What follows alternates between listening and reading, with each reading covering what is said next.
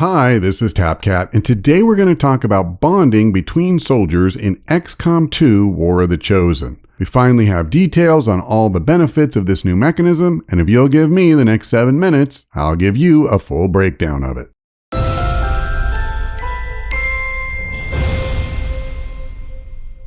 The potential for bonding is locked in at the time you recruit each soldier. They'll be randomly assigned a compatibility score with every other soldier, ranging from low to very high. Sending soldiers on missions together will give them a chance to develop a relationship, and that applies to both the traditional tactical combat missions and the new covert actions. At the end of a mission, their relationship may get to the point that it rises to a level 1 bond. We'll see a short scene of the two of them doing something like having a beer together, and Bradford will let us know that the two can form a bond. It's worth pointing out that soldiers don't have to have high compatibility for this to happen.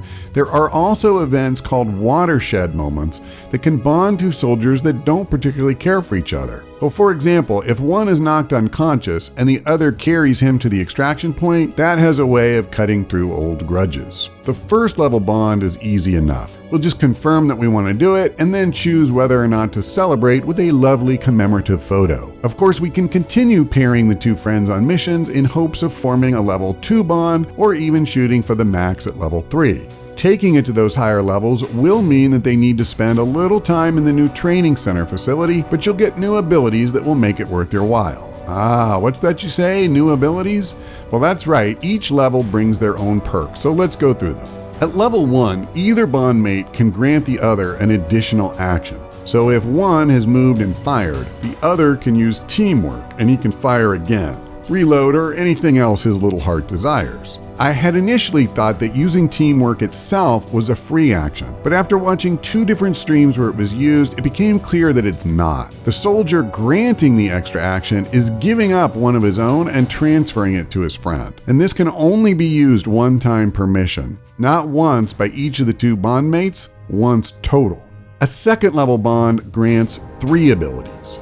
First is Stand By Me. End a move adjacent to your bond mate, and that soldier will be automatically cleansed of any negative mental effects. This could come in handy in the early game when sectoids run rampant with mind control, and we know the Chosen will be dazing our squad every chance they get, so that might also be a good use for it. Overall though, I'm not sure soldiers are plagued by these effects often enough that I'm all that worried about it. And even then, this will only be helpful if the bond mate is near enough to move next to the friend, and then you're either clustering together, which can be a very bad tactical move, or using your next action to move, in which case you've burned a soldier's entire turn. I'm not saying this will never be useful, but don't fall in love with this until you have a chance to see it in action.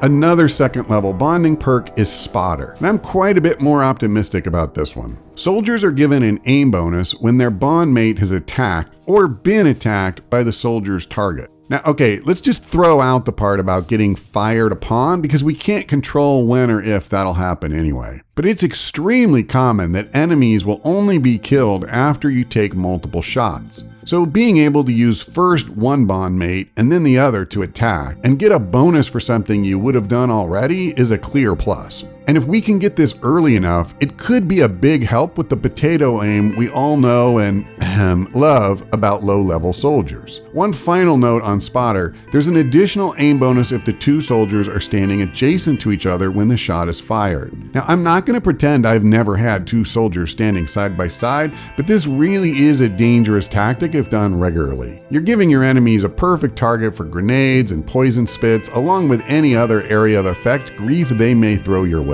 So if there's a reason you need to huddle up, then by all means group 2 bond mates side by side. But my advice at least is don't overdo it, or the day will come when you will be a sad panda. And the third ability is the one that just might have the biggest impact on our campaigns. Covert operators will cut the completion time of a covert action by 1 day when the bond mates are both on the mission. We'll cover covert actions in a future video, but it appears that we'll be wanting and needing to run covert actions constantly. and the cumulative impact of reducing their length by a full day each time could give us a big leg up in building influence with the factions, slowing down the Chosen, and a lot more. Now finally we come to level 3. Interestingly, we have what amounts to a repeat of level 1 as our first ability. Advanced Teamwork is literally a second charge of teamwork. One bonded soldier can give up one of his actions so that his friend can take another. Instead of getting one shared use for the mission, you'll now get 2. One final note on teamwork. If the plan is to use that extra action after an attack, then only use teamwork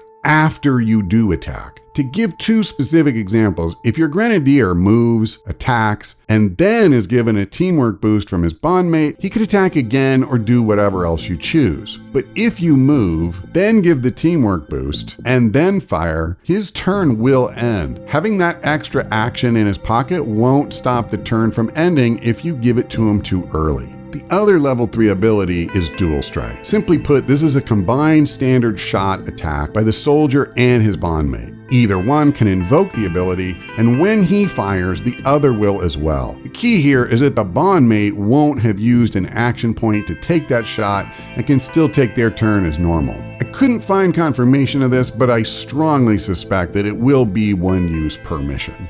Finally, I know some fans want to imagine the bonds going, well, a bit deeper than simple camaraderie, and that's not going to be included in the game. But there's nothing to stop you from filling in the blanks about what happens off-screen at the base in whatever way you see fit. Like the old saying goes, what happens aboard the Avenger stays on the Avenger, or something like that. Now that's my take on bonding, but feel free to share your own in the comments. Are you looking forward to keeping bondmates snuggled together tighter than a newlywed couple sharing a sleeping bag throughout every mission? Already working on your romantic storylines between the lonely specialist and the ranger who's too consumed with the job to notice him or her? Well, let us know. If you found this video interesting, then please give it a like to help other people find it. Especially for a channel my size, it does help.